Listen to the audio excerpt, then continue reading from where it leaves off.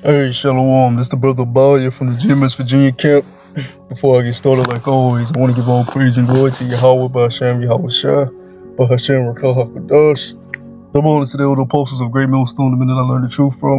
And the Shalom, peace and blessings goes out to the hopeful elect of the nation of Israel scattered throughout the four corners of the earth, sincerely waiting and enduring until the return of Yahweh Shah HaMashiach to deliver us out of this last captivity.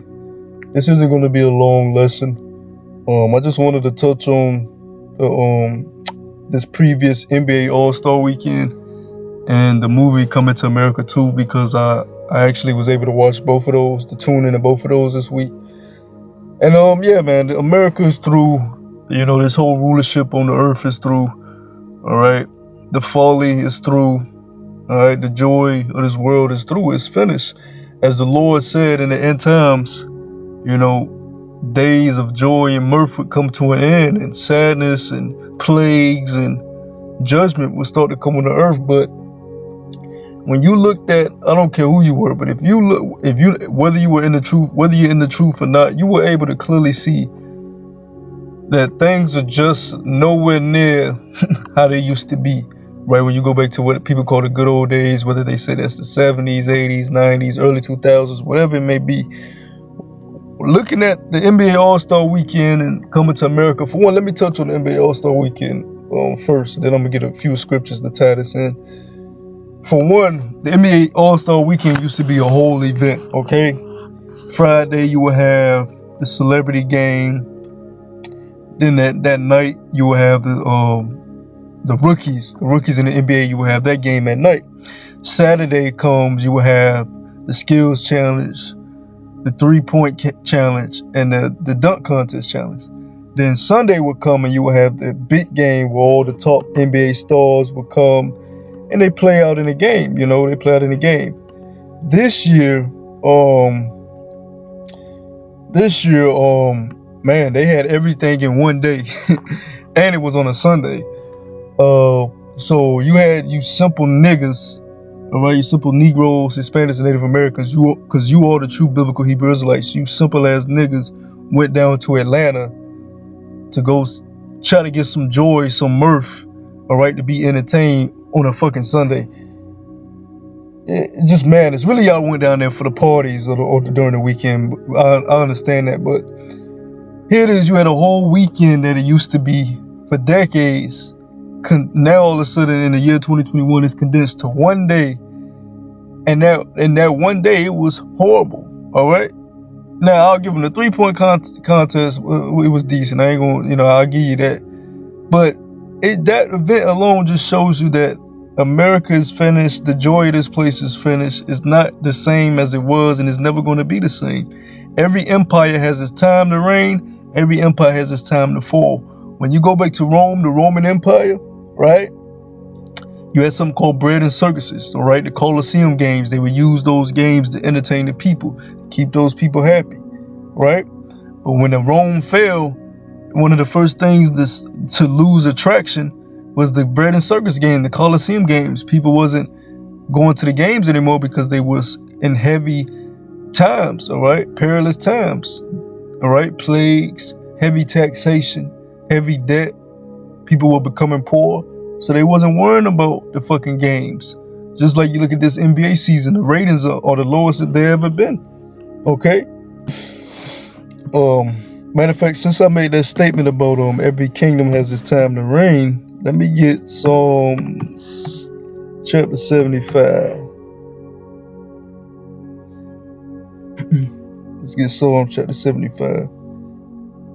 Because things are just not the same anymore, man.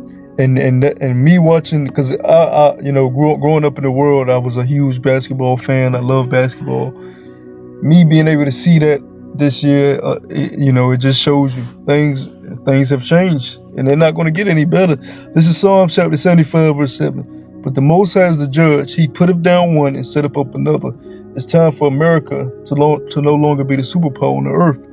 All right, the Lord who the world ignorantly calls Jesus Christ, his real Hebrew name being Yahweh Shah HaMashiach, he's getting ready to come back and to set up his kingdom. So the Most High Yahweh put down one kingdom and set up another kingdom. And he's sending back his son, Yahweh Shah, to set up the kingdom of heaven. All right, So let me go back to touching on the NBA All-Star weekend, and I'm gonna touch on Coming to America too. So they condensed the whole weekend that it used to be a whole weekend of festivities to one Sunday, and the fucking dunk contest was the worst dunk contest in the history. I mean, these last couple years the dunk contest was kind of dwindling anyways, but this year it was completely horrible. For one, the dunk contest is supposed to have NBA stars in it. You go back to the 90s, Michael Jordan, Dominique Wilkins. You go back to the early 2000s, Vince Carter. You had top stars, right, in the dunk contest. Kobe Bryant, you know what I'm saying? This year, you had niggas that's barely in the NBA. They holding on to the bench. They might not even be in the NBA next year in the dunk contest. Nobody knew these niggas. I know them just because I watch a lot of basketball, but your average viewer, who the hell are these niggas? They like, who the fuck are these motherfuckers? Right? They get in the dunk contest and not only are they missing the dunks, but they're missing average dunks that any regular basketball player can do with hops. All right, and this is supposed to be the elite of the elitist dunk contest. It was absolutely horrible. Then you get to the NBA All-Star game, which people was entertained by, but that shit was whack. It was nothing but a whole bunch of three-pointers being shot, and LeBron James is supposedly king of the NBA. This nigga had 4 points, and he decided not to play the rest of 3 quarters or something like that. Come on, man, this place is fucking through. The star of the NBA decided not to play the rest of the All-Star game. When did that shit start happening? So it's time for this place to be put down, and it's time for another place to be set up. Let me get another precept real quick. Let's go to Isaiah chapter 19, because the point of our videos is to always bring out the scriptures to edify through the Spirit, not to just ramble on. It's okay to speak, but you got to bring the scriptures out. So this is Isaiah chapter 19. I'm gonna read verse 3.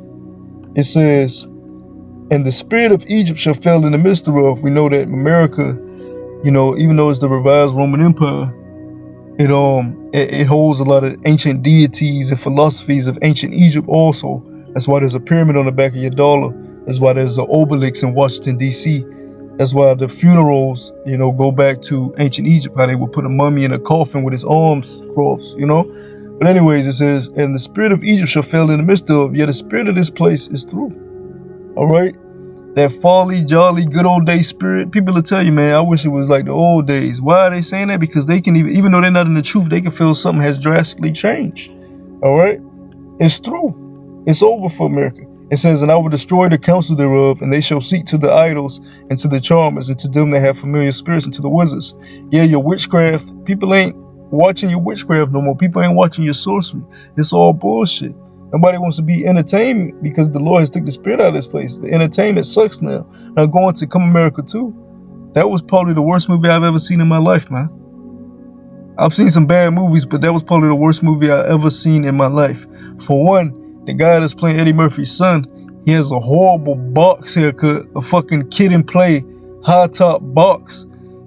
Nigga, we in the year 2021. Why this nigga got a fucking awkward? Not only it didn't even look good. It was an awkward fucking high top box, right?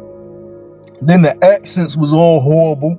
All right, that was a total disrespect to any of the Israelites that's still living on the west coast of Africa or parts of Africa. All right, or even the Hamites, the Canaanite nations that's living over there in Africa. That was disrespect to them. You had Eddie Murphy with a different accent. You had his partner in crime. What's that nigga name? Semi, whatever his fuck his name is. He had a different accent. Wesley Snipes had a different accent. Michael Blackson had a real accent, but then what the fuck did that make? What fuck sense did that make? Then Rick Ross, fucking jelly bean eating head ass nigga, he gonna be in a movie with a fake ass accent. It was just corny as all hell. Then they had the father of Hakeem, right, which is Eddie Murphy's character. They had his father. This nigga was dying, so they put him in a coffin. He's standing up watching Gladys Knight perform on a midnight train to Zamunda, and this nigga fucking died. It was just horrible, horrible, horrible, horrible. But I say all this to say is these things are a testament to the fact that the joy of this place, the entertainment of this place is over, and when your entertainment is going, when your sports is going, your bread and circuses, all right, the things that kept people entertained and in a joyful spirit, when all that fails, your entertainment, your sports, when people don't believe your media and your news no more, when all this stuff is failing, your empire is right next after to fall. Okay, so we don't have much time left being in captivity over here in America before our Lord comes back and delivers us, man. Because you can clearly see this place is a big joke, a complete utter joke. Okay. So let me get let's get Ecclesiastes. I don't want chapter 8, I want chapter 7. Ecclesiastes chapter 7. Cause you simple niggas, here it is, we got all these prophecies. The Lord has all these prophecies hitting the earth, and y'all still concerned with going down to Atlanta to please your flesh, to try to have some type of joy because you've been depressed all last year and the beginning of this year with this pandemic and everything else going on. Instead of coming back to your power, instead of getting your ways right, instead of repenting, you still out here trying to please your flesh. That's why the Lord gonna judge you like he judged the world during the time of Noah, during the time of the flood. All right, because y'all are just simple, man. It says, let me verse 2. This is Ecclesiastes chapter 7 verse 2. It is better to go to the house of mourning than to go to the house of feasting, for that is the end of all men, and the living will lay it to his heart. All right, we're in a time of mourning. We realize that the so-called white man whose biblical nationality is Esau in the scriptures is ruling over us, and we're mourning. We're prophesying a sackcloth. All right, that represents us in a time of mourning. We want our king to come back, our Lord to come back, to deliver us and set up the kingdom of heaven on earth.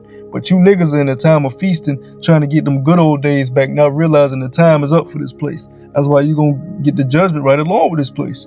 All right, you want to be an American, you're going to get the judgment that America's going to get through the spirit and power of Yahweh Shem Yahushua. Verse 3. Sorrow is better than laughter, for by the sadness of countenance the heart is made better. So people think laughing all the goddamn time heals you. No. When you realize the truth and you realize that this place is bitter, that what makes you sad. All right? But it brings wisdom. It brings a sort of order to your life. It makes you get in straights.